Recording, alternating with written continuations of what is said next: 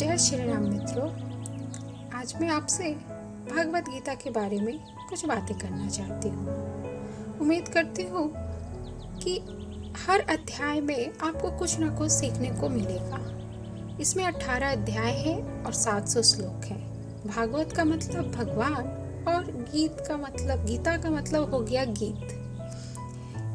ये सबसे दुनिया के महान मोटिवेशनल स्पीकर जो है कृष्ण भगवान, इनकी बात कही हुई है इसमें, जो कि आज हमारे आपके जीवन में सभी के लिए बहुत अनिवार्य है, गीता का ज्ञान होना।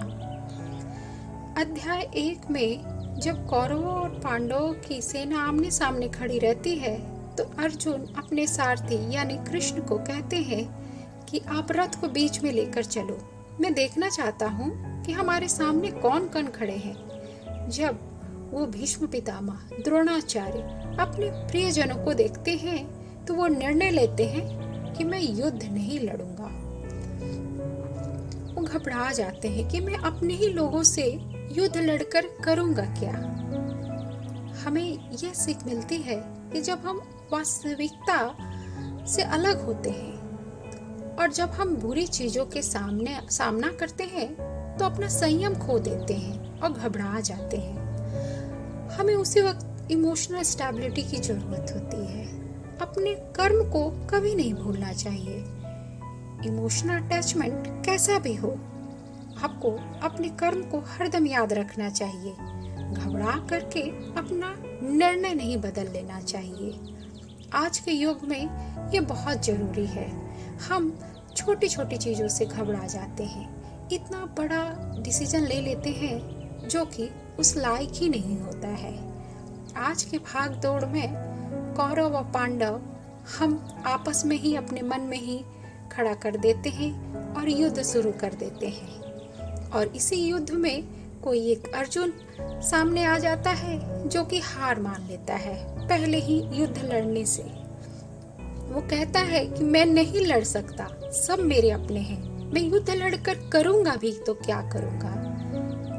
लेकिन अगर हमारा सारथी, हमारा विवेक, ज्ञान हमारे साथ हो तो वो हमें समझाता है कि जो मैं देख रहा हूँ वो सही है या गलत है। सच्चाई को जानना बहुत जरूरी है। आज के आधुनिक युग में इंसान इतना दौड़ मचाए हुए है कि वो भूल ही गया है कि वो उसने कहाँ से शुरू किया था दौड़ना और उसका लक्ष्य क्या है।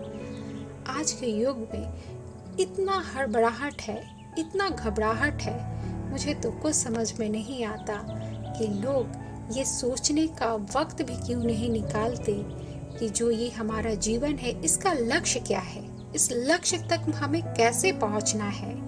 इस लक्ष्य को पहुंचने के लिए हमें कौरवों का तो सामना करना ही पड़ेगा, यानी बुराइयों का तो सामना करना ही पड़ेगा। अपनी सोच बूझ से ही करेंगे। और हमारे धर्म शास्त्र ये सब कुछ हमें प्रेरणा देते हैं कि कभी भी घबराकर पीछे मुड़कर नहीं देखना चाहिए। अध्याय 1 हमें यही संदेश देता है कि हमारे सामने कुछ भी खड़ा हो, अगर बुरी चीज हम पर हावी हो रही है तो हमें उसे हावी नहीं होने देना है, हमें उसका सामना करना है, अपने इमोशन को स्टेबल रखना है। कितना भी अटैचमेंट आपको उससे क्यों ना हो जाए, आपकी बुराइयों से, लेकिन आपको ये सोचना है कि मैं अपने कर्म को नहीं भूलूंगा और कभी भी अपने राह को भटकने नहीं दूंगा। जय श्री राम। धन्यवाद।